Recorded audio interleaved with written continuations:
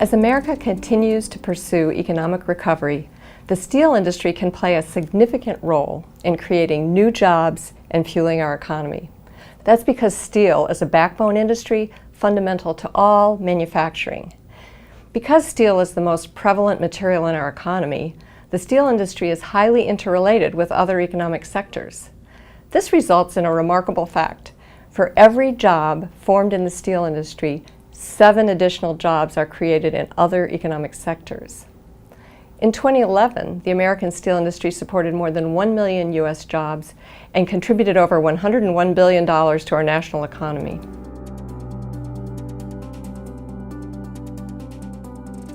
One of the American Iron and Steel Institute's top policy priorities is to strengthen our U.S. trade laws. America's steel industry is a world leader in energy efficiency and advanced technologies.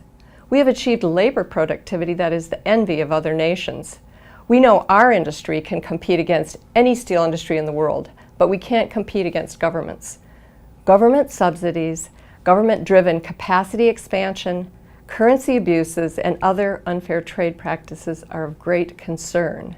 Along with strengthening our trade laws, we need our government to strictly enforce them.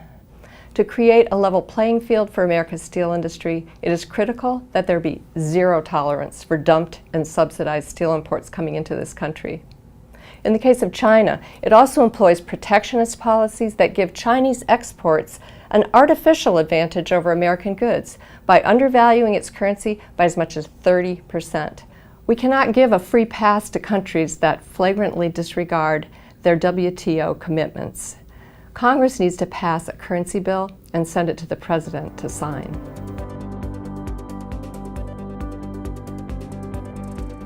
Tax reform must be a key aspect of a pro-manufacturing agenda. A healthy and vibrant manufacturing sector is crucial to our nation's economic recovery and to addressing the current budget deficit. It is the engine that provides citizens with good-paying jobs and creates high-value products for export. Policymakers must ensure that any tax reform proposals advanced in the Congress will strengthen the U.S. industrial base by reducing, not increasing, the overall tax burden on manufacturers, and by promoting increased investment in manufacturing plant and equipment.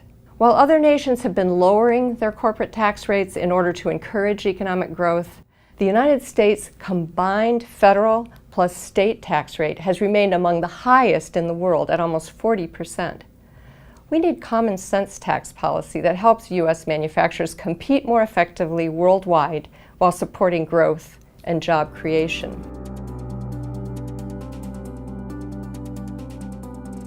Regulatory relief is another important reform that can impact the steel industry's competitiveness.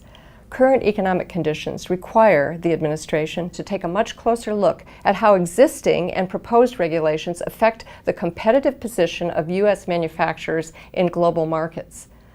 Our industry is committed to building a sustainable future. We have deployed new steelmaking technologies that have enabled us to reduce our energy intensity per ton of steel produced by 27%. And CO2 emissions by 33% per ton of steel shipped since 1990. Despite these advances, the federal regulatory agencies, especially the EPA, have been aggressive. We urge the administration to take a step back and delay, revisit, and revise some of these new rules so that we don't make ourselves uncompetitive in the global market. Some of these rules are actually counterproductive and would increase energy cost uncertainties with little environmental benefit. For example, most of the states in which shale production is taking place have already had robust regulatory programs in place for decades. Others are currently in the process of updating regulations. Manufacturers need a level of certainty to make spending decisions, especially in shaky economic times. Overly burdensome regulations work against making those investment commitments.